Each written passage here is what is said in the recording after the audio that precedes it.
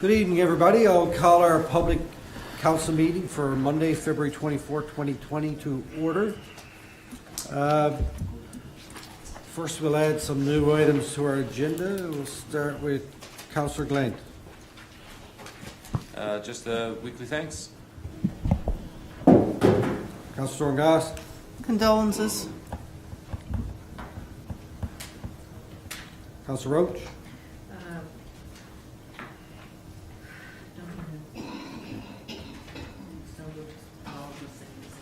Councillor Martin. Pass. And I got a thanks and condolences. Deputy Mayor is absent. Councillor Pollard, absent. Because we have a blocked portion of our presentations in our agenda tonight, I'll forego the first Q&A session, but I'll give people a little bit of leeway on the back end to ask questions if you want. All right.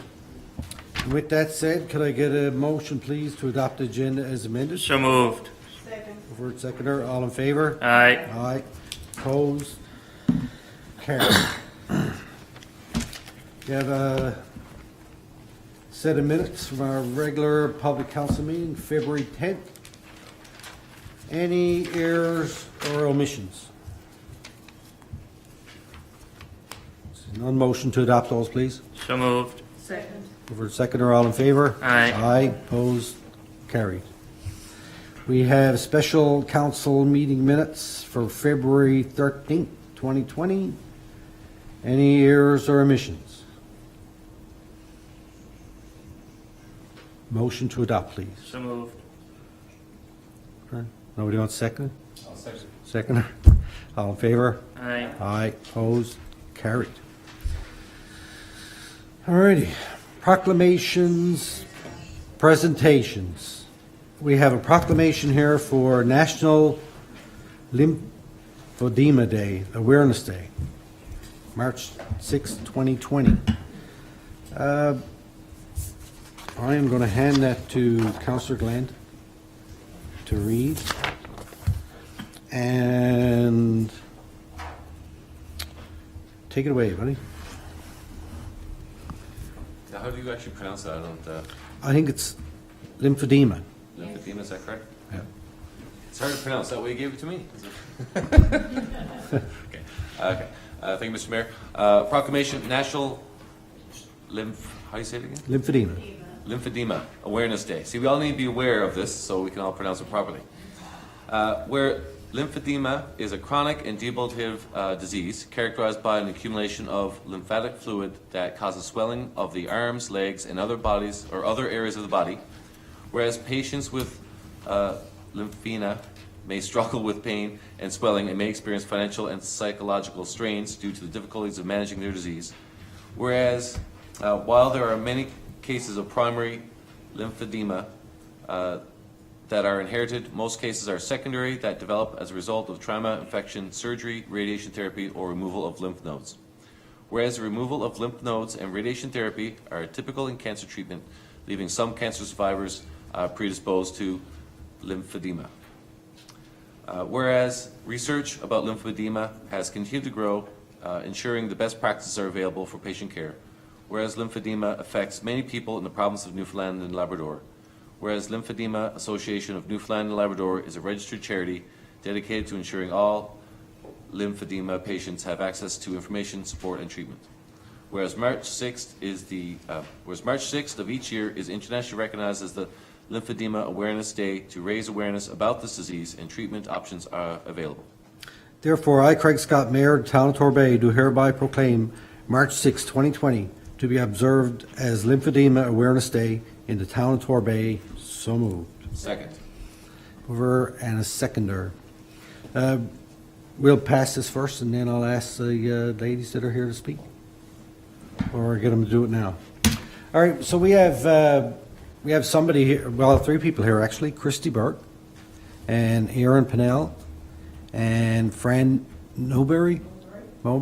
Did you want to get up and have a little? Give everybody the rundown.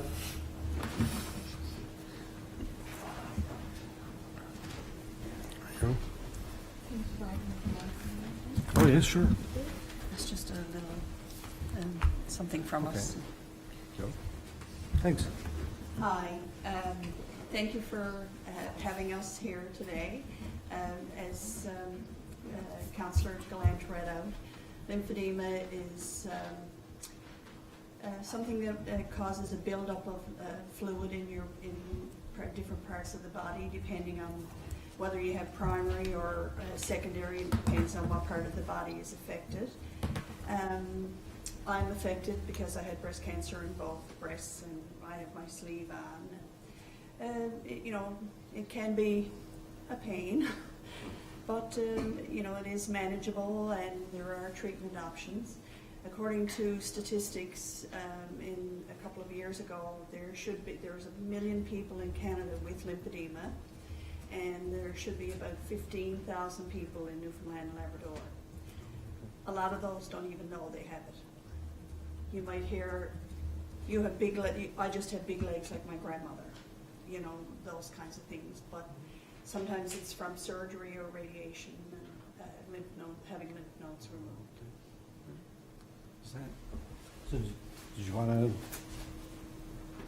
You can if you want. It's up to you. So I'm an example of somebody who has primary lymphedema. So I was actually born without proper lymph drainage in this arm, and as I got older, it became more obvious, and I get fluid accumulating there, which predisposes you to infections and other problems. And it's, I guess, part of our mission is to make people aware that these conditions exist, so they can seek treatment and get ahead of the secondary complications that can be life-threatening at times. So we want to really stand tall. All right. All right. All in favor? Aye. Opposed? Carried. And we'll get a picture. We'll come around the front. That lady might take a picture with her phone. Okay. Did you want to go around the front and get counsel in? Or? Oh, okay, yes, sure, Yeah, okay. let's go around the front and counsel.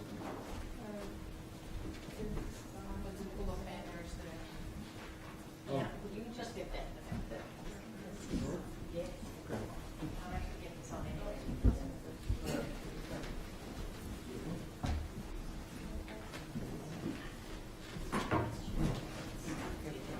Oh, we're good.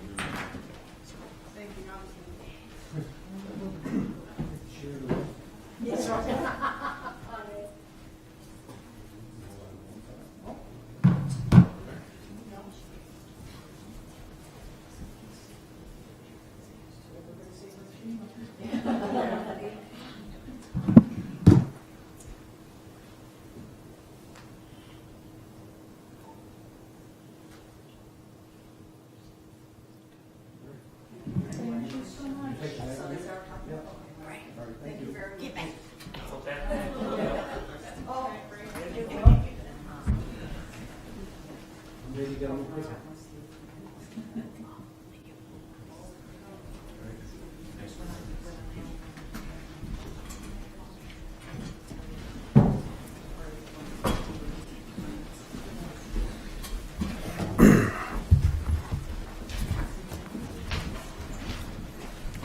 And thank you for the bag and the pamphlet.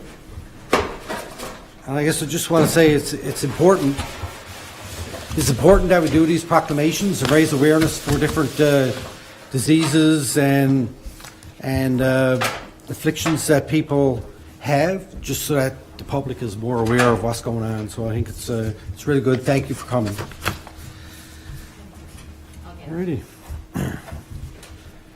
You can carry on. Where am I to now? Lost my. Oh, here I am. So.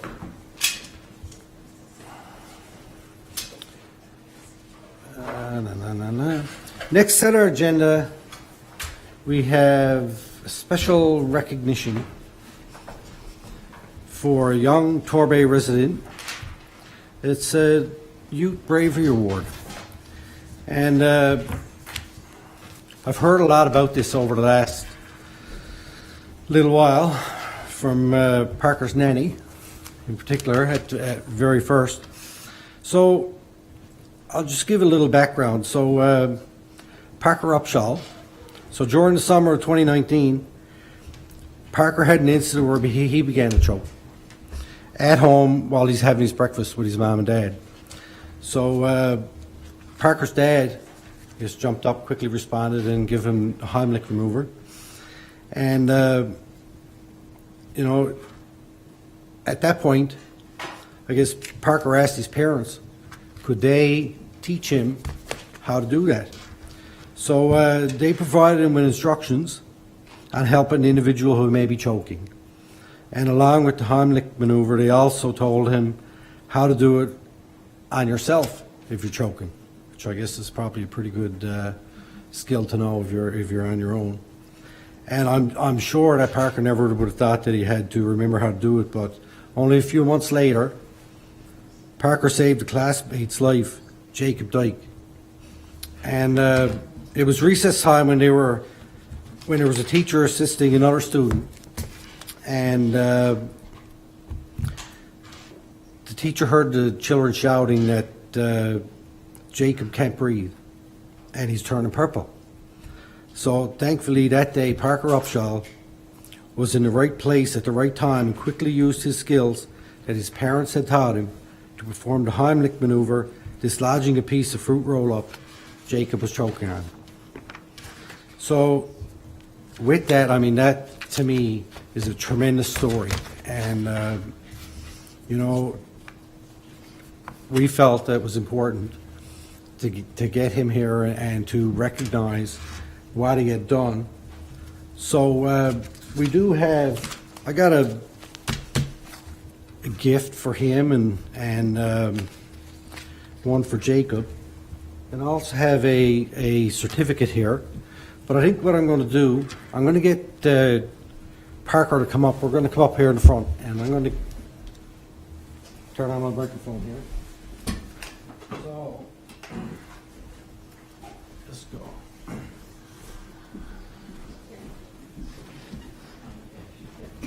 So I have this for you, okay? But first, I think what we're going to do, I'm just going to get here. You get behind me. You get behind me. You just demonstrate how to do it for everybody that's watching here. Don't hurt me. So I'll get here now. So if I was choking, what would you do? Oh.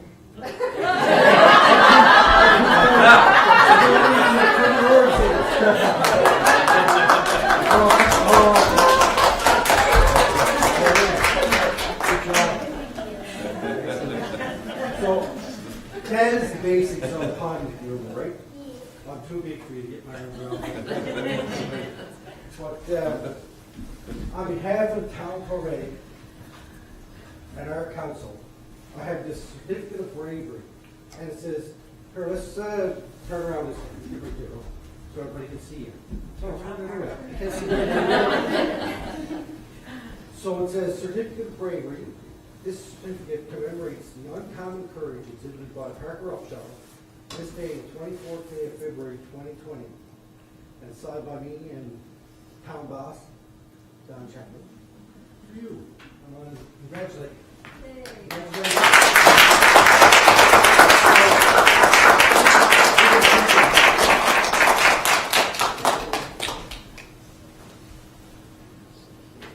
Hold down so everybody can see your big smile face.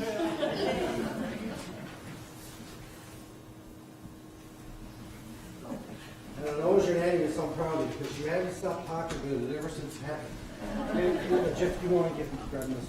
Anyway. Hey, I got more stuff for you. Where's your body, Jake? Come on.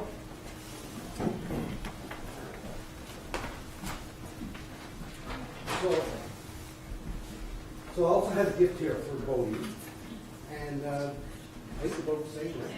Okay, so there's one for you. How you feel? Good? Did you want to open up and show everybody what you got? Oh yeah, okay.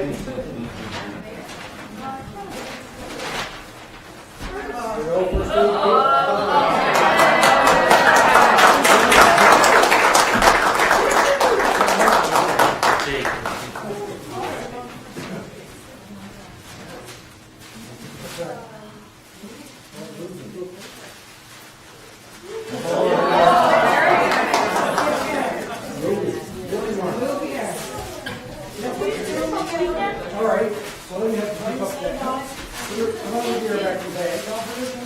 You're welcome. So how do you feel? Yeah? Were you surprised when you were choking?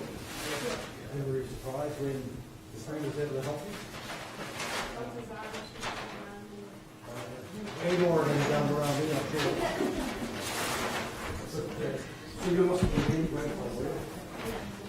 I want to find it too much.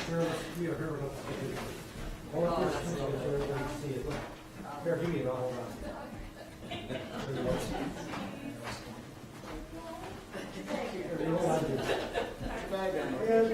All right, lay the bag down on the floor. There you go. And you hold on to one side of the picture, and then you hold on to the other.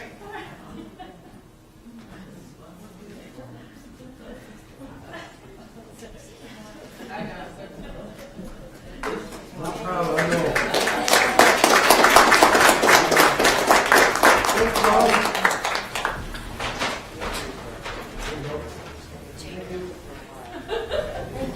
Oh, you're welcome. You're welcome. Bravo. Yes.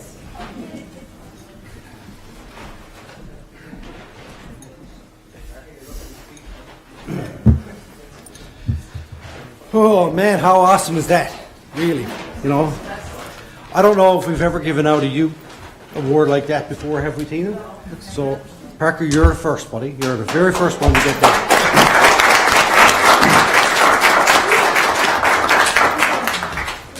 Now we got another recognition here for a resident of Torbay. And all this fella did was won an Olympic gold medal at the Youth Olympics in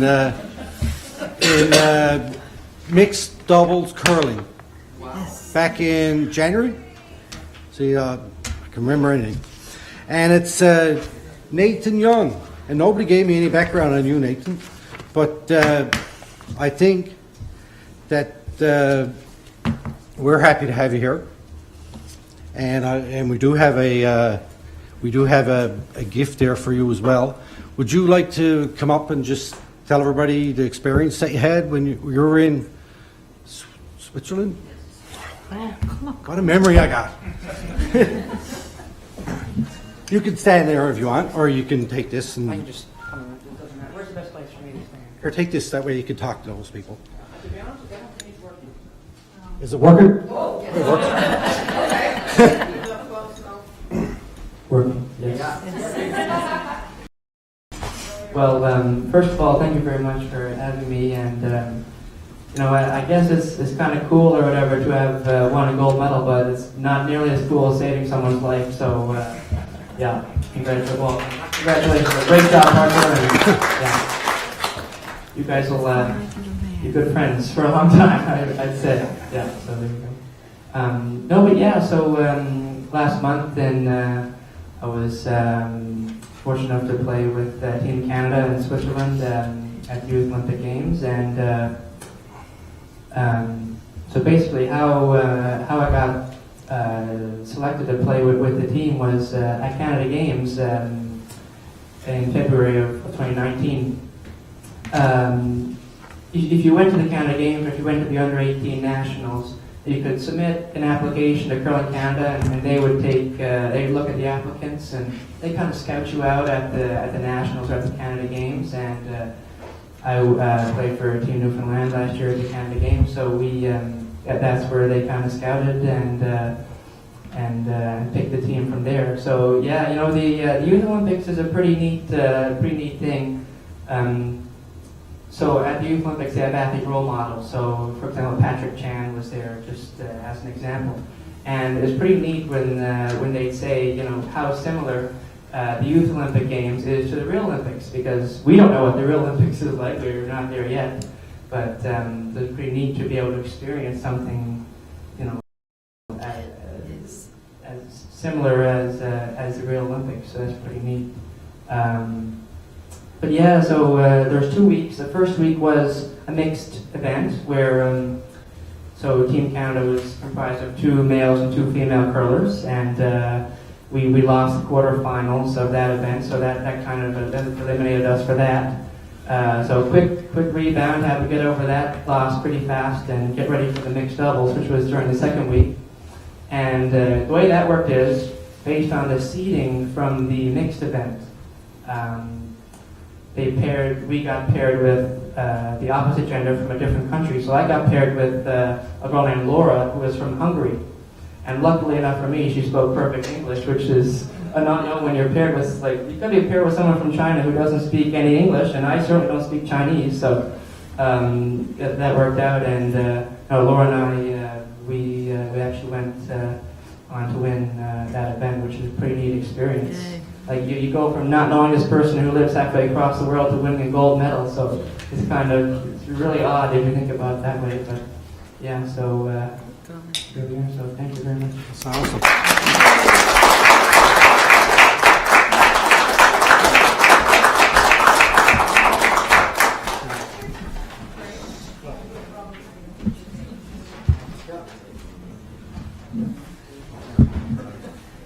Anyway, congratulations, and I'm so glad that we're able to have you.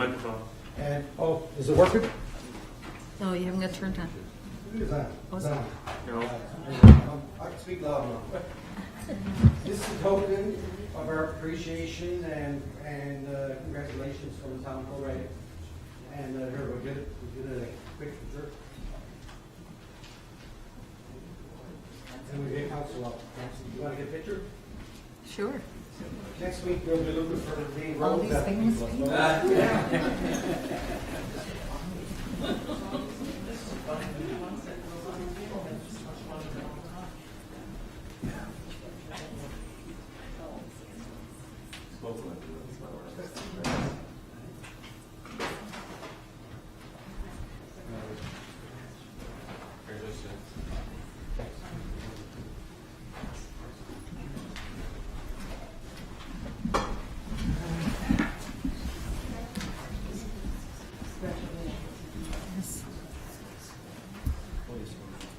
Mr. Mayor, can I get the And floor?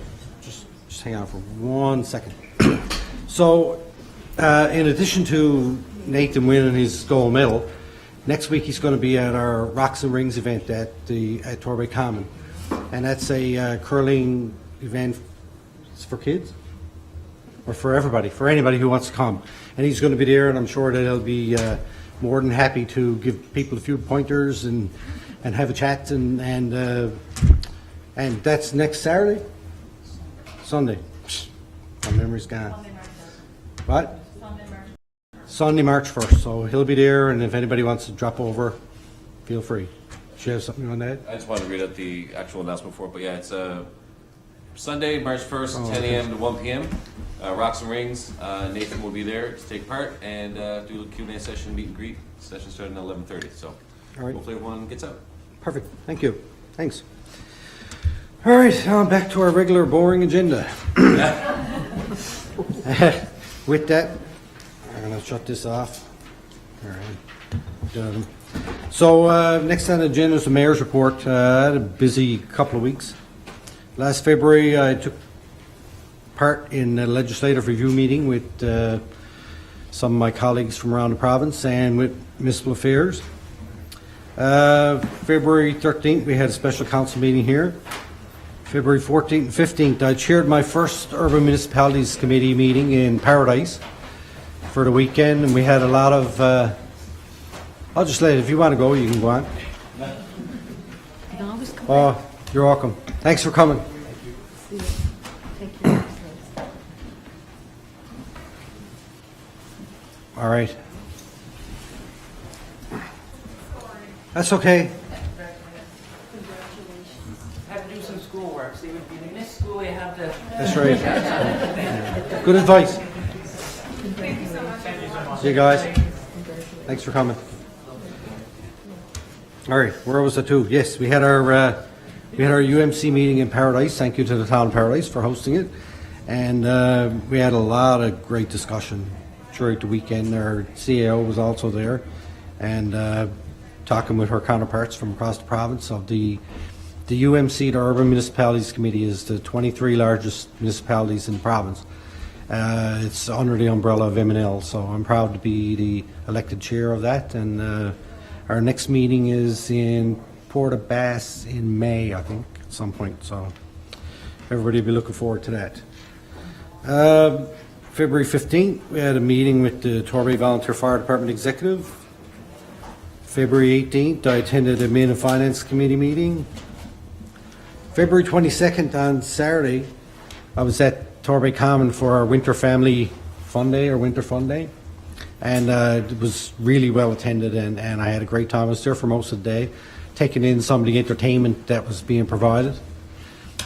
And, you know, it was really nice to have those local entertainers show up and play some music there in the lobby, and the kids were there having fun. Traditional Coffee House was there, and were set up in the canteen, so it was a good event. Thank you to everybody that showed up.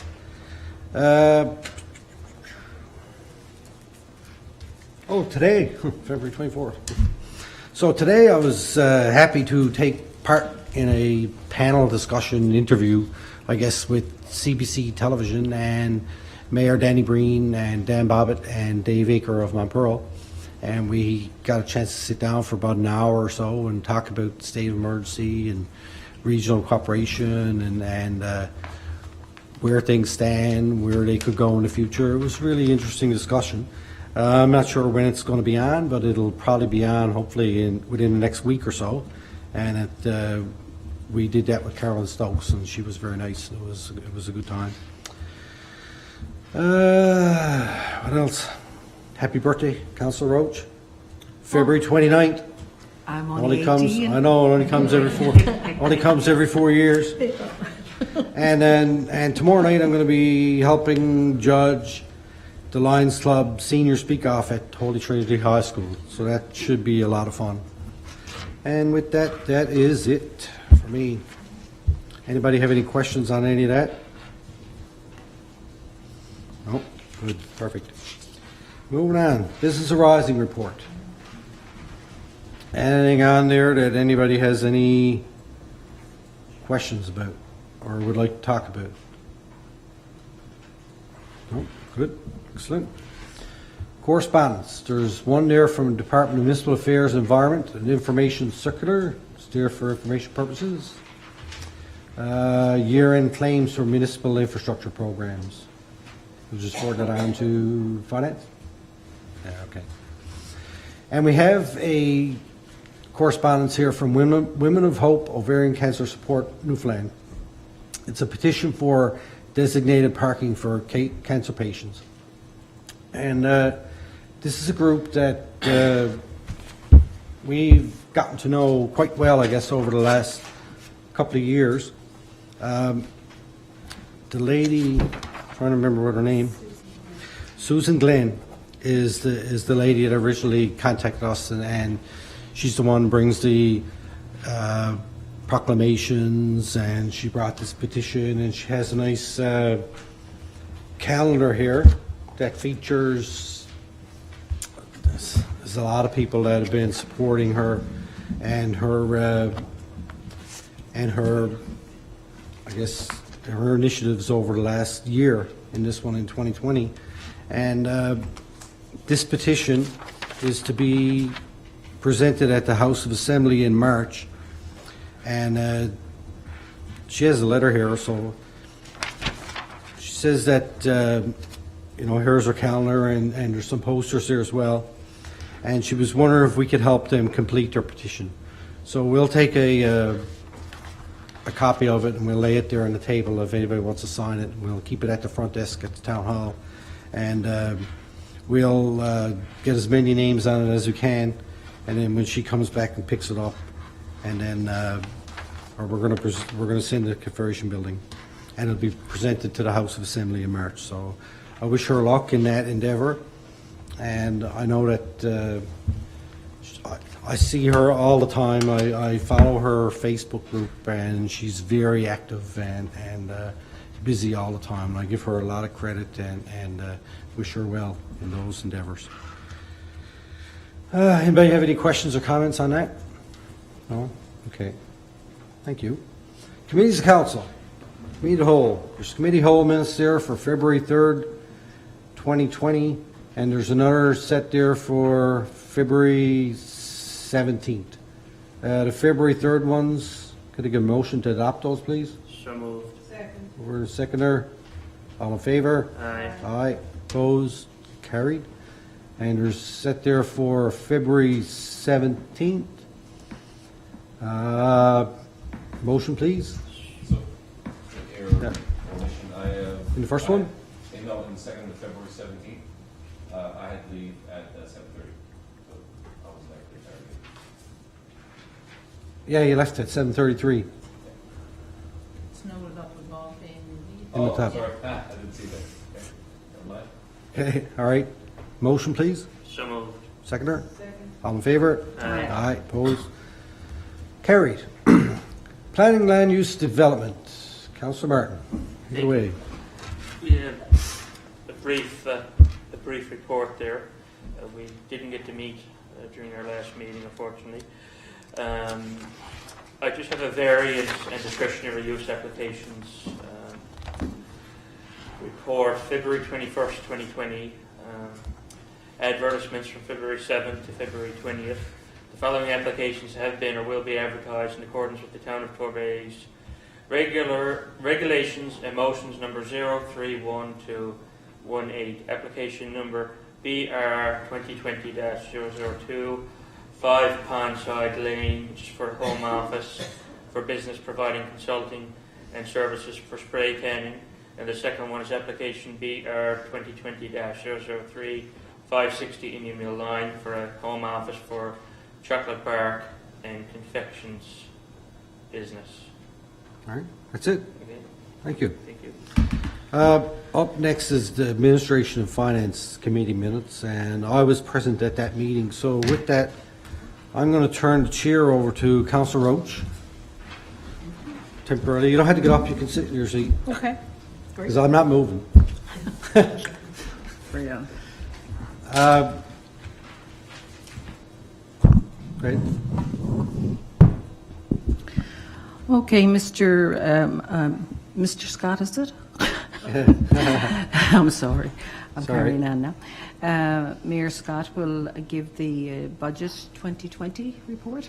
Okay, so I have the Finance Committee minutes for February 18th. Myself and Councillor Pollard were in attendance. Deputy Mayor was absent. Don and CAO and our Director of Corporate Services, Jacqueline Kudla, were present. The meeting was called to order at 8 a.m. So I discussed Finance Budget 2020. CAO advised committee that the Director of Corporate Services and she are working, meeting with residents on February 20th to seek their input on the financial reports. Feedback received will be compiled and presented back to the next committee meeting. There's some invoices above 5,000. Director of Corporate Services circulated list, and they'll be followed up. Procurement strategy.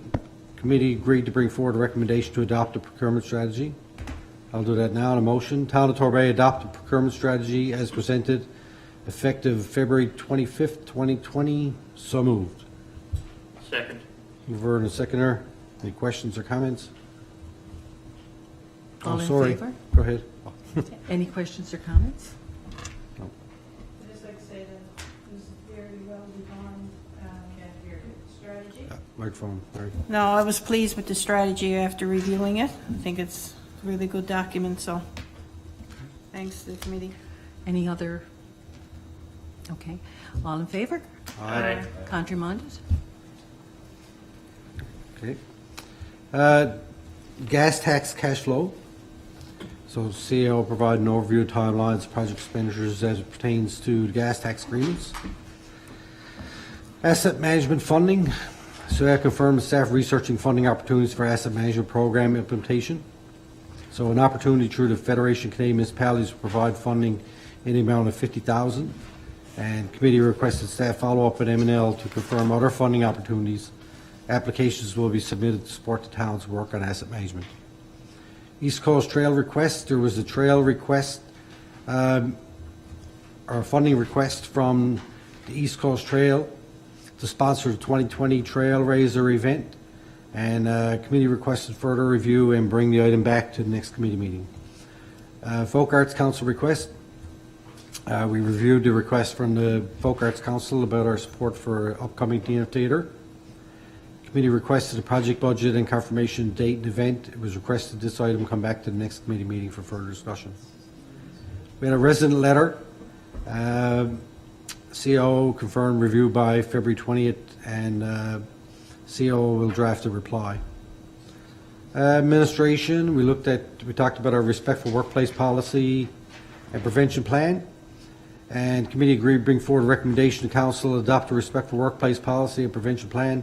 CO confirmed that the training for council and staff will take place upon adoption of the policy. So I have a motion here. The town of Torbay adopt a respectful workplace policy and prevention plan as presented, effective February 25th, 2020. So moved. Seconder? Second. Converter seconder. All in favour? Any questions then? Hey, just a quick question. I know there's been lots of edits from, I guess, our previous version that we had. I don't know if someone wants to, I guess, I know the chair of the committee is not actually here today. Just a synopsis overall, like what were the changes? Just like a... The changes were related to legislative requirements, and there was probably quite a few, Anne, wasn't there? There was a lot. I know that she was spending a lot of time highlighting it, but it was sent out for review by council, and we're going to be doing training on that. There was a calendar invite sent out. The council are going to do our training, and staff are also going to do our training. So I'm not sure exactly what changes there were, but they were legislative in nature, so they were required. The changes were highlighted blue. Oh, okay. The document that was circulated to council. There you go. Yeah, no, I just want to know that, I guess, the public watching and say, oh, you guys have changed your policy. Right. I just wants the Oh, okay. opportunity for you to speak to the high level Yeah. changes type thing, and the reasons behind it, stuff like that. So. Right. Are there any other councillors? I think, and I feel strongly of a policy with this amount of changes in it, and especially over something, respectful workplace policy, and there's a number of changes, parts that have been taken out altogether that were there before. And I really believe that this is something, once again, that should come to a committee of the whole for discussion.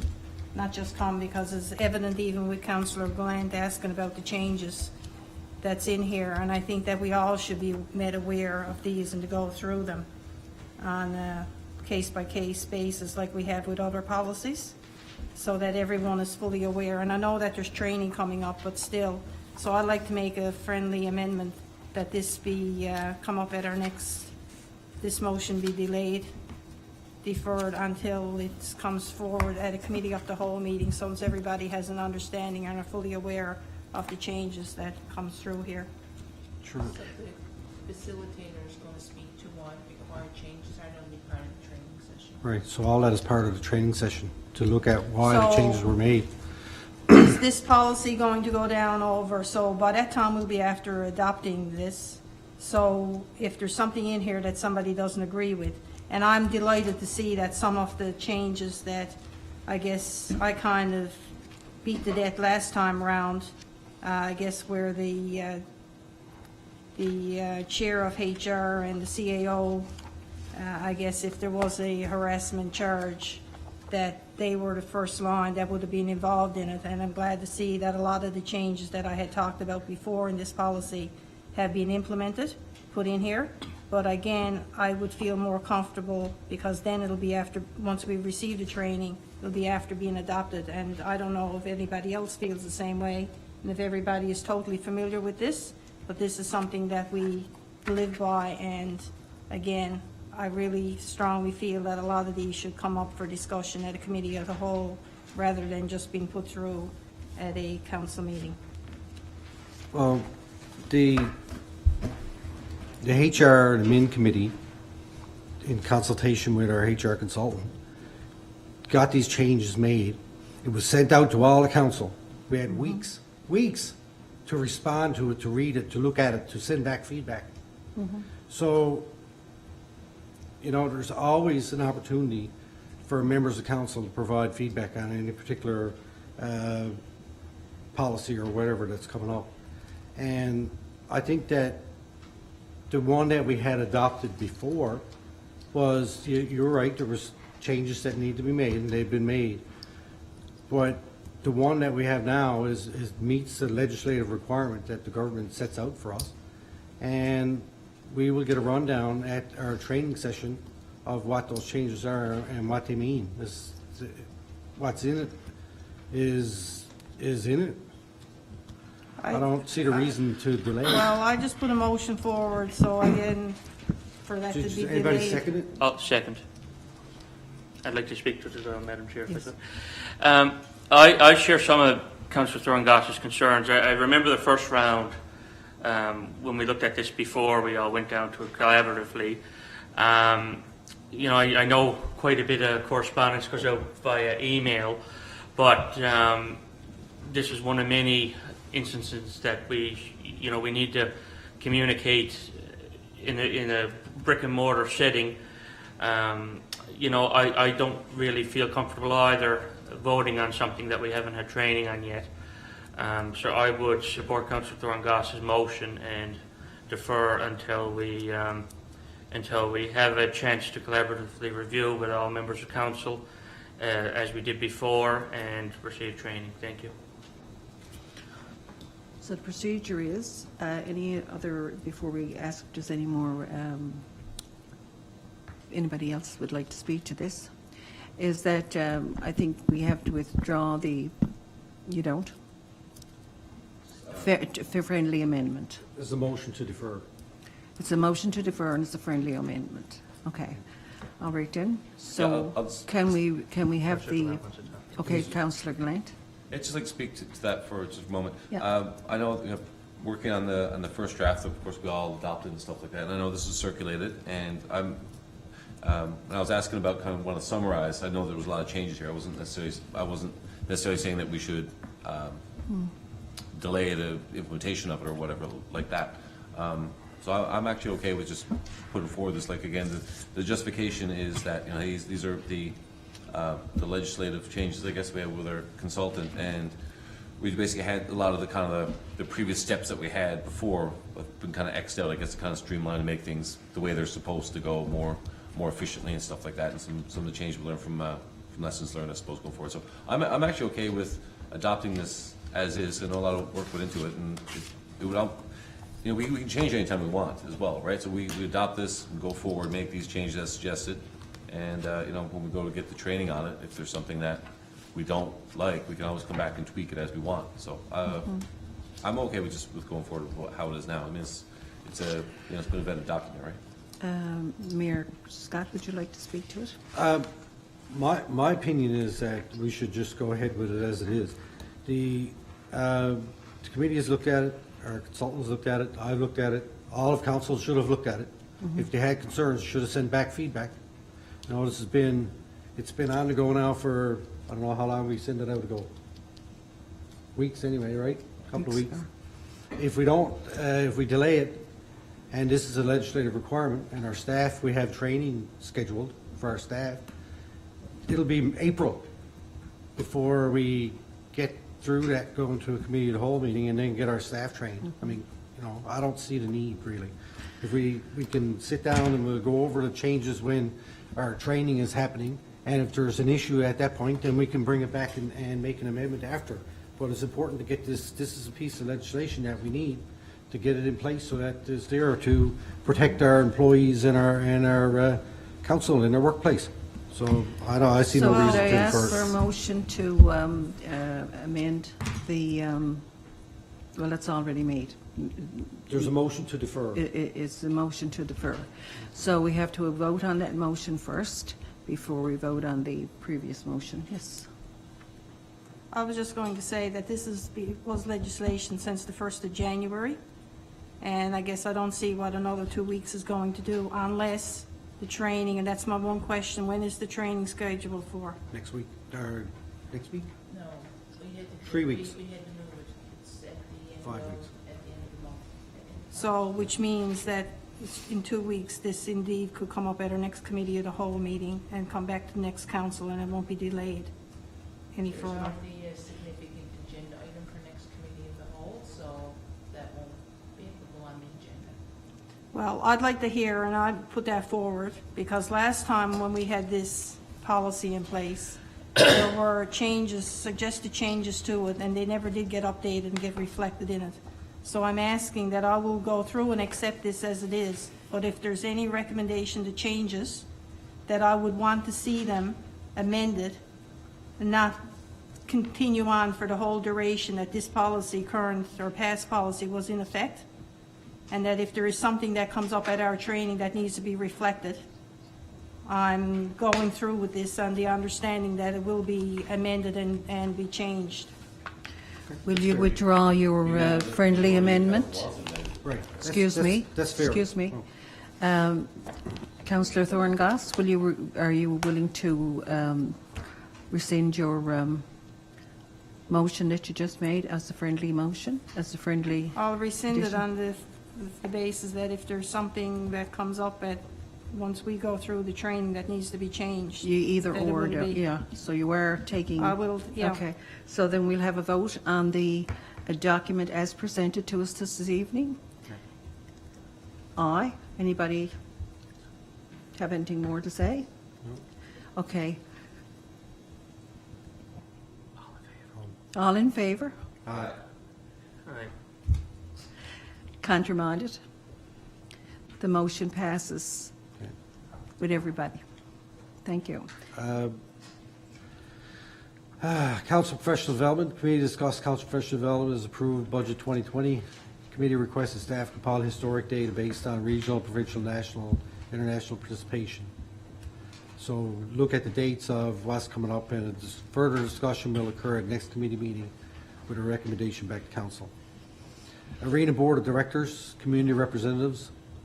CO circulated the rack card that we used last time when we were looking for board members, and I guess this comes as a result of 2 years passing on the board, and our community rep positions are up for renewal. So we'll be going out to with a posting, looking for people who are interested in serving on the Jackburn Arena Board. Committee agreed that disclosure statements will be reviewed by council at the March 2nd Committee of the Whole meeting. I-Compass training for council. Committee agreed I-Compass training will be scheduled for council at an upcoming Committee of the Whole meeting. And community engagement. To follow up the budget 2020, committee discussed resident engagement sessions throughout 2020. It was agreed that the first session will be held at the first week of April, and the topic will be regarding the town finances. And the meeting adjourned at 9:54. Procurement document. Finance report. February 24, 2020. Payroll for the period February 19, 2020 for 46 employees totaling $106,812.42. Accounts payable, 176 invoices were processed for the period February 7th to February 20th, 2020, totaling $301,201.45. Invoices greater than $5,000 for approval. We have 21 invoices greater than $5,000 totaling $261,181.74 are presented for approval. A. Harvey and Company invoice S00499946. State of emergency restock stock for ice control, $13,883.56. BDO Canada LLP, CINV 0477078, controller for Hire K. Hayward, $5,688.36. Big Eric's Incorporated, 202689. Sorry, I'm trying to get the enterprise open, but I can't. All right. What is it for?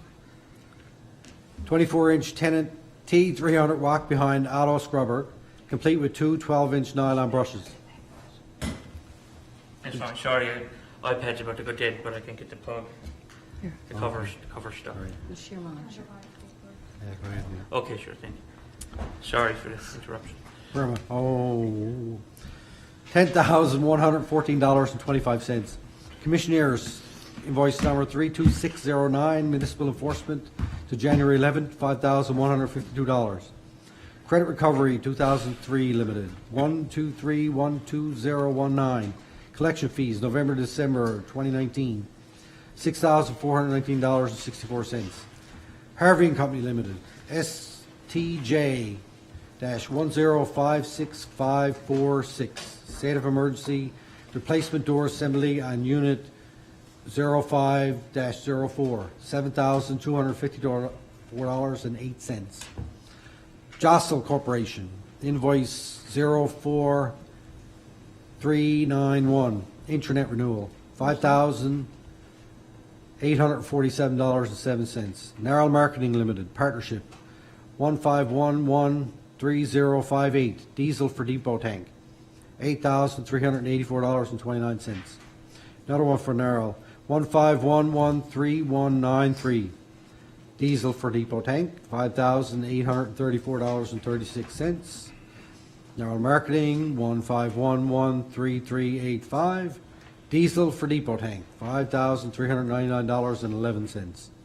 Newfoundland Power Incorporated, 14293948, January 20, group billing for January 2020, $19,009. Newfoundland Power, 14293963, January 20, street lighting and digital sign, $20,314.13. Newfoundland Labrador Public Libraries, 2020 budget donation, Torbay Library, $19,800. Pilot Communications Incorporated, capital campaign, $16,177.44. Pilot Communications Incorporated, 4889, campaign multi-billing, $11,500. Receiver General for Canada, February 1st to the 15th, 2020. Payroll remittance, February 1st to the 15th, 20, $33,399.86. T2 Ventures Incorporated, 2017-037-29, garbage recycling contract, $42,771.95. There's three here for Wajax Equipment, 504827. JCB loader oil cooler repair, $5,750.86. 504828, 2009 JCB loader repair turbo, $5,734.97. 504829, 2009 JCB loader repair turbo, $5,740.72. Wolseley Canada Industrial Products Group, 274198-01, replacement culverts 36-inch, $7,015. All for a grand total of $261,181.74. So moved. Questions? Any questions? Any questions? Oh, sorry, Peggy. No, I did ask it, but nobody heard me. Any questions? I got one. Okay. Why did we not round off for the libraries to 20,000? It's how much the rent is. Oh, is it? Okay, sorry. I thought Right. it was a donation. Yeah. Okay. Thank you. And so is there any other questions? If not, then we'll call for the question. All in favour? Aye. Aye. Contrary-minded? Motion carried. Okay. I got one more thing, and it's just it's there for purposes, information purposes, I guess. And this is a Town of Torbay State of Emergency 2020, February 24th council meeting. So this is a summary of expenditures that we expended during the state of emergency.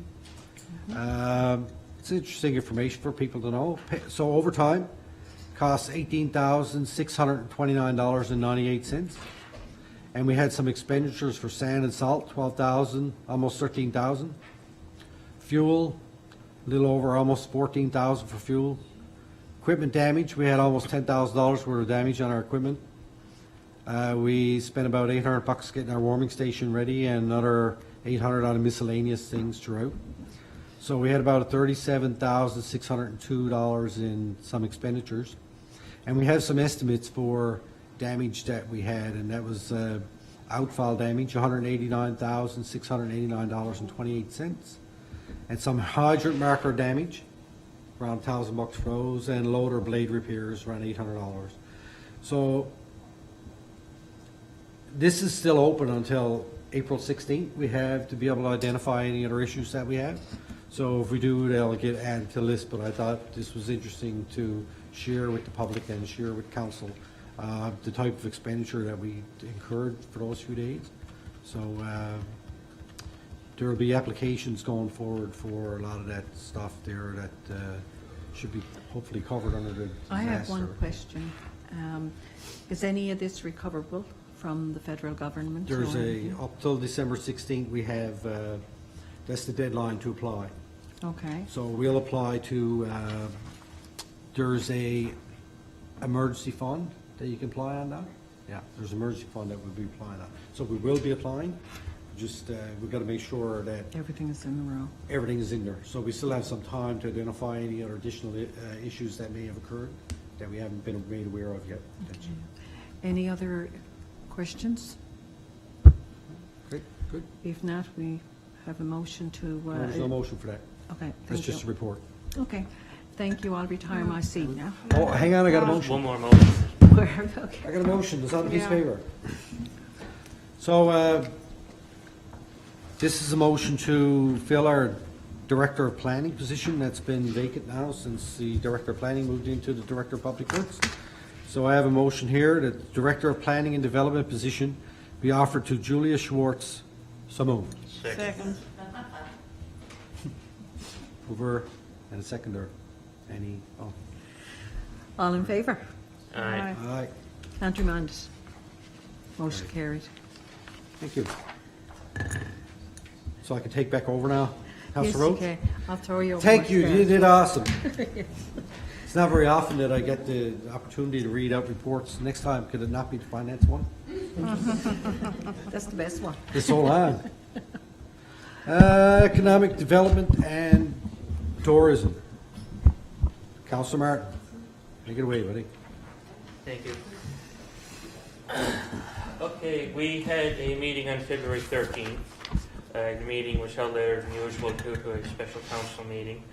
Some items discussed under economic development was quarterly underlined newsletter, pop-up markets, vicinity jobs, labour force data, local support for local businesses and registrations, Invest in Canada meeting held on March 4th, which CAO, correct me if I'm wrong, or EDTO is going to attend that on behalf of the town.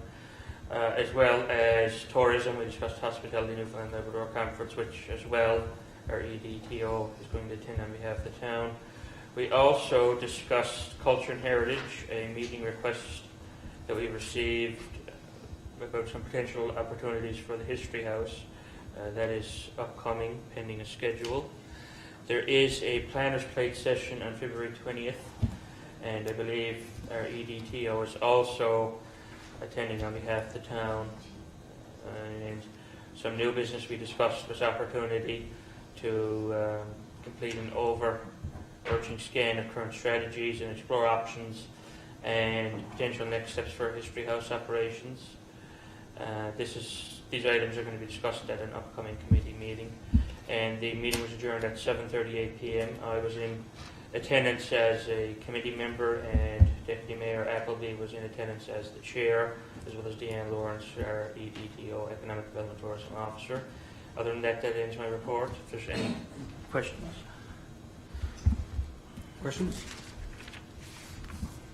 Just a quick question. I know we talked about this before, I guess, in previous budget times and I guess some community meetings, stuff like that. But when it comes to economic development and tourism, love it. Everyone loves it, of course, right?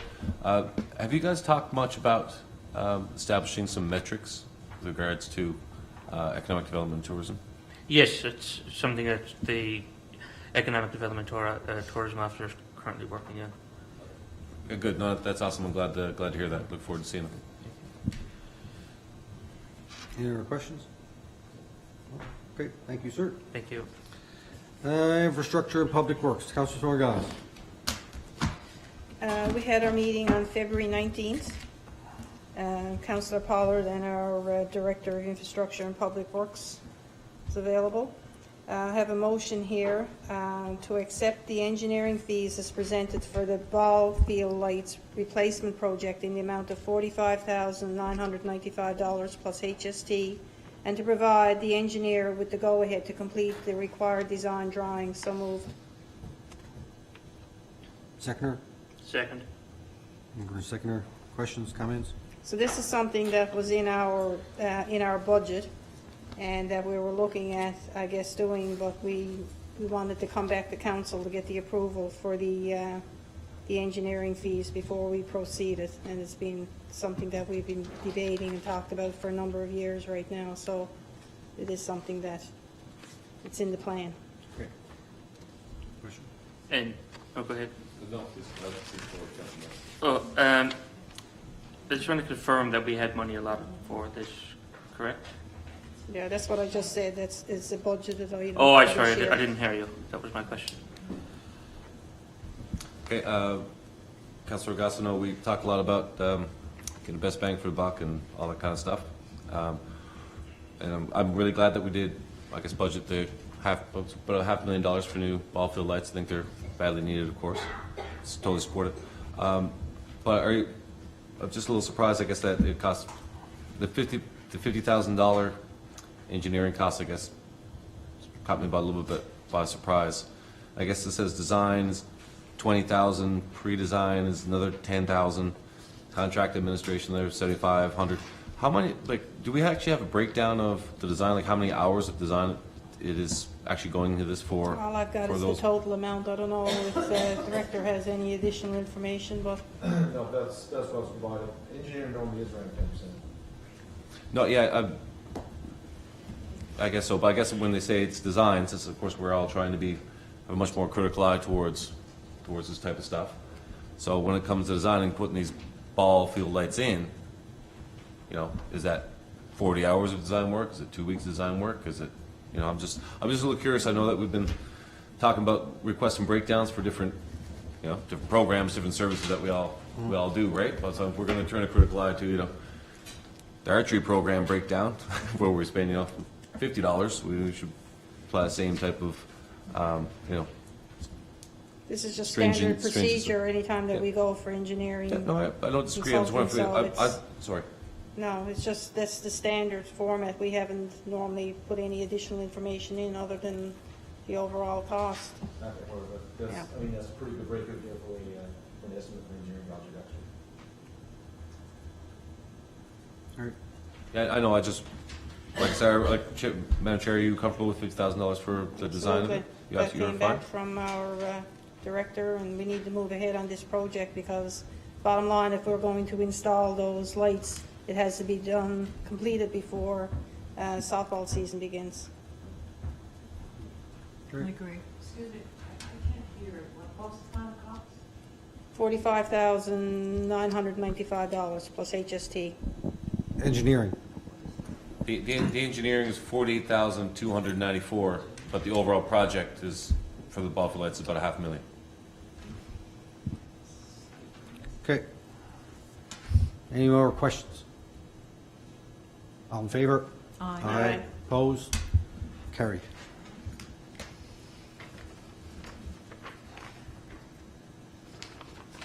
Okay? Okay. Country Drive, Shays Lane intersection, we had lengthy discussion on that, and again, this is going to be a lot more of a significant cost than we had originally thought, so we're looking at, potentially looking at the gas tax allocation for the funding of that project. Warning lights for the department, fire department, as we recall from last meeting, now that's going to be included with the sidewalk project. And we had discussion, and we're waiting on information from our consultants for relation to engineering fees for the flow meter projects. Sidewalks, we've got it in there, but again, that application has been submitted. Other items, recycling program, we finally had our meeting with Paula Lancaster, came to our meeting on Wednesday, and she had a lot of excellent information compiled in their package. And Paula provided some questions that our director is going to investigate. And recycling is something that we need to get back on track. We haven't really done a lot of promoting with it since the changes in our director's positions. And we talked about potentially putting a blitz on at the school and working with the school to get some information out there so that they can bring that back home to their children, back home to their parents. And we have contacts in all of the 3 schools now, so it should be relatively easy to move with. Gas tax items. We discussed our gas tax allocation as per motion 190-2019, which determined that streetlights determined the streets that will be looked at in the first part of 2020. But we also talked about the fact that after the winter, that there's going to be other roads now that are going to be damage done to, and that we need to go back and look at it. So in here was a list of roads that the committee had agreed to. And we also talked about the recapping of the depot's yard as part of this funding. Apparently when the depot was built, there was only 1 layer of asphalt put down, and now there's problems with that. So if we don't jump on that sooner versus later, that whole thing is going to have to be redone right down to the first layer again. The multi-purpose building up at Upper Three Corner Park, the renovations are now 98% complete, and the contractor has completed most of the deficiencies. The upstairs portion of the building has been back in service now, so if it hasn't been put out there, we need to get the public to know that building is available for rental, and it's back to where it should be. And so ends my report. Thank you. Any additional questions besides about the $48,000 for the lights? That's for the engineering of. For the engineering, yes. Yeah. I'd like to make a comment if I could. Yeah, just looking down here with regards to, I guess, the comments from residents for the report for recycling. And this is a sample of 102 Torbay residents. And it said 101 out of 102 residents are recyclers.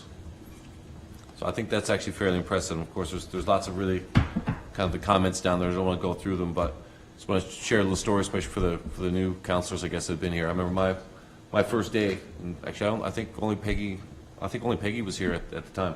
My first day as deputy mayor, walked in. Now, I won't say who said what, but everyone goes around and says, "What do you want to see in Torbay?" Right? I said, "Well, I think there should be some recycling in Torbay. I think that'd be a really good idea." First day. Anyway, I was told, listen here. There'll never be recycling in Torbay, I was told. Never. I don't know you were not the council at the time, right? But you can imagine, right? And I was like, "Oh, okay, very good." But just play cool and just keep pushing and stuff like that. And of course, people come around, and councils come around, and residents come around, and just the way of thinking comes around. And so, just a lesson, I guess, to the people who, going to follow us in our chairs in the years to come, is that things that might seem ridiculous now, oh God, we can never do that. This is, that's way too far. But the fact is, if something's really good, and it's worth doing, just stick with it, and eventually things, with a little bit of hard work and perseverance, actually things do happen, come around. So I love the fact that Torbay's doing Torbay residents and town Torbay doing such a good job of recycling. So thank you to the residents and everyone that supported getting them put in there in the first place. I would caution that we don't have almost 100% participation in recycling, because we had our waste review done, and we were 20-some-odd% done, 20%. So at this particular event, we ran into the right people. But to your point about recycling, I remember when it passed council, because I wrote a story on my blog about it, and I had about 20 bags of recycling out piled around my garbage box that I had been saving up to eventually put them out. So yeah, it's a good thing. All right, thank you. Where are we to? Recreation Community Services, there's no report there. Liaison committees. Atlantic Mayor's Congress, our meeting is in April. There's intergovernmental affairs, I guess that was my report that I gave for the municipal legislative review that I'm working on. So we have another meeting, what's today, Monday? Wednesday, this week we have a meeting to discuss conflict of interest is on our list on our agenda for this week coming up. Jack Byrne Regional, nobody here to report on that. Northeast Avalon Joint Council, Councillor Gas. Minutes are there. Our meeting was cancelled, the last meeting due to the weather, so the next meeting is middle of March. Okay. I saw a meeting invite actually came out yesterday, was it for that? Yeah, it's going to be in St. John's next meeting. So the next time we see the meeting minutes still say next to the chair, Councillor Thorngas. That's right. There you go. Torbay's taken over the world. Yep. RNC, there's no update. Torbay Volunteer Fire Department, Councillor Martin. Thank you.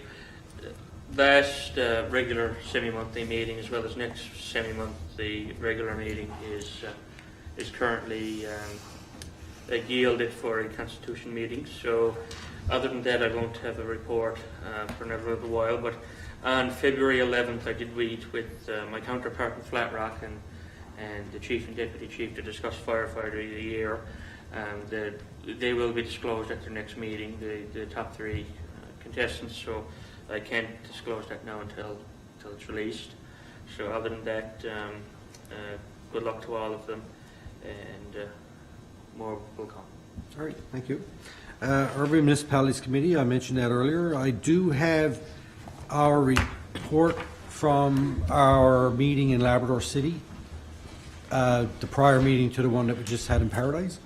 I will circulate that now that our meeting took place and the report was approved and adopted by the committee. So then I'll put that in for the next council package so people can have a look at it.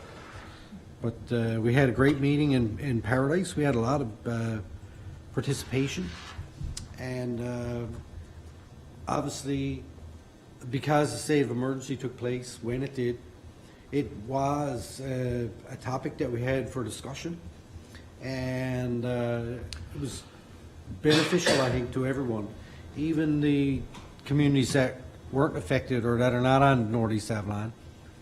They were able to ask us questions or give suggestions on things based on their prior experience with states of emergency, or ask us questions about, well, when this happened, why did you do this or why did you do that? It was a really good discussion, and that's I guess the benefit of going to these committees, when you get to meet with people from other communities around the province to get a different perspective on things that are not normally seen.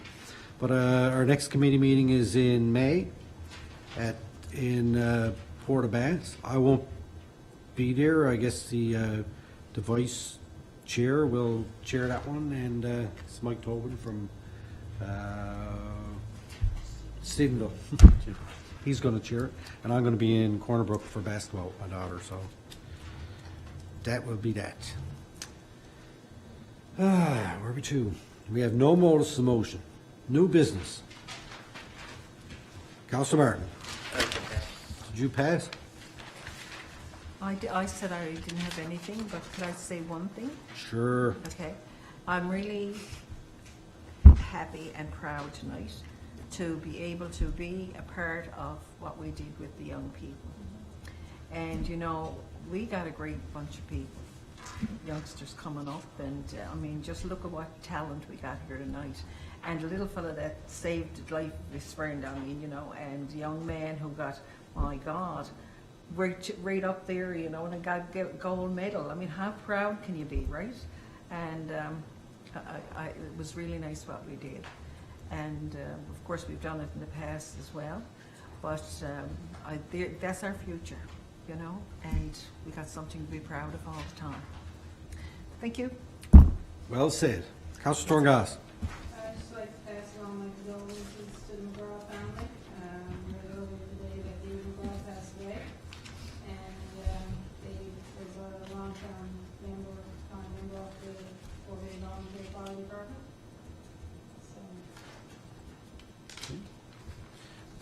So. Well said. Councillor Glenn. I just wanted to say thanks like I do at the end of every council meeting. I just want to thank staff. I know we're doing lots of great programming at the recreation center, and of course we're still working out some bugs about how things are run. And just want to give encouragement to everyone to stay on course and keep doing what we're doing, and encourage all residents to come out and enjoy the wonderful facility that we built. And yeah, that's it. Thanks to everyone's hard work. All right, I just got a couple thanks, and I pass along my condolences to the McGrath family. He was the founding member of the Torbay Volunteer Fire Department, so you know it's this significant contribution to our municipality and our town, and you know those things can't go overlooked. So heartfelt condolences to the McGrath family. I have some thanks, and I just want to.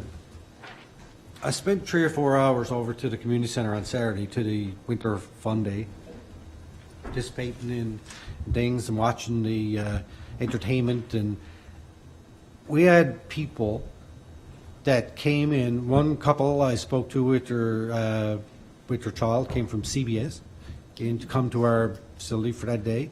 And there was another couple I ran into. Actually, I ran into a couple that just moved to Torbay in January. They've only been here a month or so, or a couple of months, and they really are enjoying the town. They look forward to living here, and it's just for those things that Councillor Roach was talking about.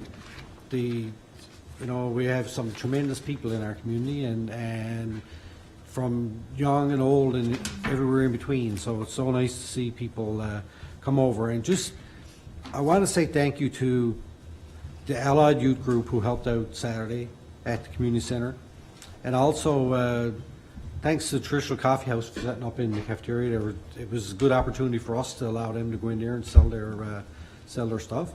And we had 3 groups of entertainers that came to play music.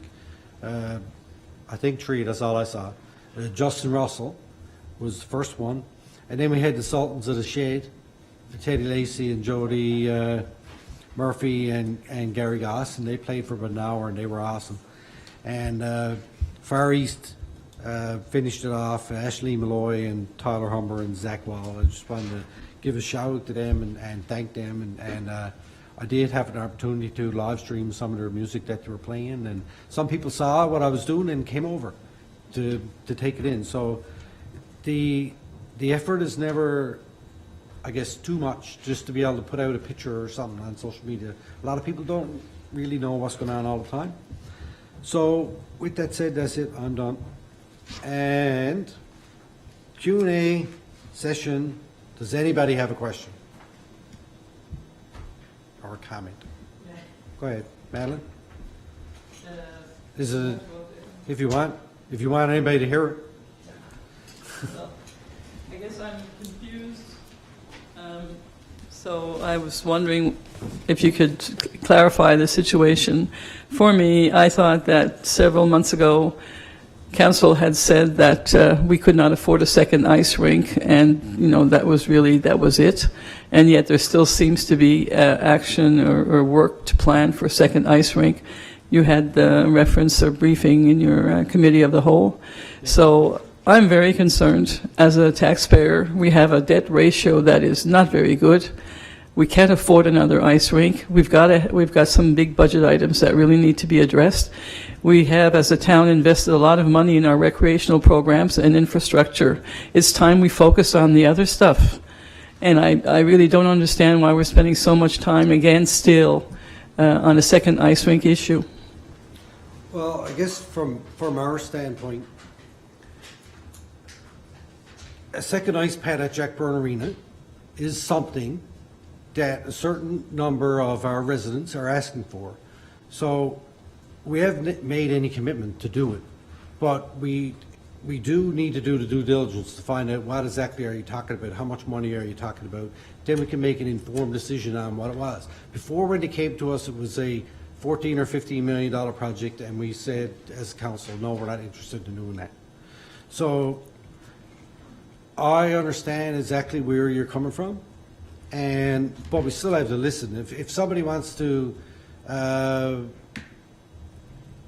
propose that we do sidewalks, for instance, we still have to listen. If we want to build trails, we have to listen to what it is and figure out how much does it cost.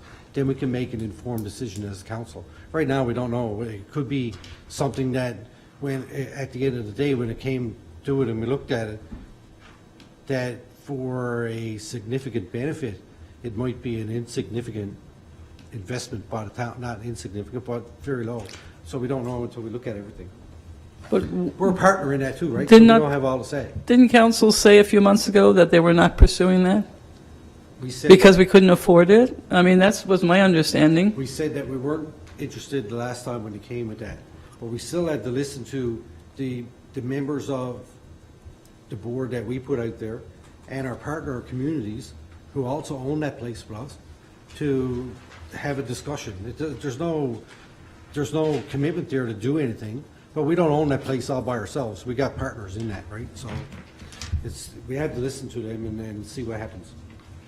There's no, I wouldn't. But we're spending money anyways for something that we really can't afford right now, so I don't know why it's, How do you know we can't afford it? well, we can't afford other things that we really need, which is like wastewater treatment and water treatment. Exactly, but I guess my point is that it's hard for us to say we can't afford this or we can't afford that or we need to do this or we do that until we get to find out what the dollar value is. Right? I understand exactly what you're saying. I agree completely that it's something that we had previously talked about that we weren't interested at the time when it came forward, but we still had to listen to our partners and to everybody to find out what is the plan going forward, right? So the other towns, the other partner towns are in a doing the same as financial what we're- situation that they feel they can afford to look I at can't this? speak for the other towns. All I can say is that So who's our member on the Jackburn Arena at the moment for the council? Deputy Mayor and Councillor Pollard. So we have two? We have And it- four. We have four. We have two council reps and we have two community reps. Right. And they are representing the views of council on the Jackburn Arena. Right. Okay. But they still, Jackburn Arena Management Board is a management board, is a separate entity. It's an incorporated company to manage the. But we Jackburn own Arena. it. I mean, you know, We only I think own- that's splitting hairs. We own it. No. we're We part do, of but this. the management board is a separate company that operates at an arm's length from all four towns. This is how it was agreed upon when originally built. So they can't make any decisions with regards to infrastructure or building a new arena. They cannot. Only the four owner towns can do that. Right? But it's their job to gather information and provide us with information about operating that facility. Yeah. Yeah. Is it costing the town of Torbay any funds to do this investigation? No. Not that we've never received any invoice from them for anything. Last term of council, I'd say 4 years ago probably, we had a request that we partner in a feasibility study, and we did at that time. Well, we're in the red this year, right? The arena is in the red. Well, we haven't received the final financial statements from the arena yet, have we? No, so we can't say if they are or not. Anybody else? No? Okay. Thank you. Our next public council meeting is scheduled to take place Monday, March 9th, 2020, 6:30 here at the Torbay Town Hall in the council chambers. And with that, I would entertain a motion, please. So moved. We're in a seconder, all in favor? Aye. All. Thank you.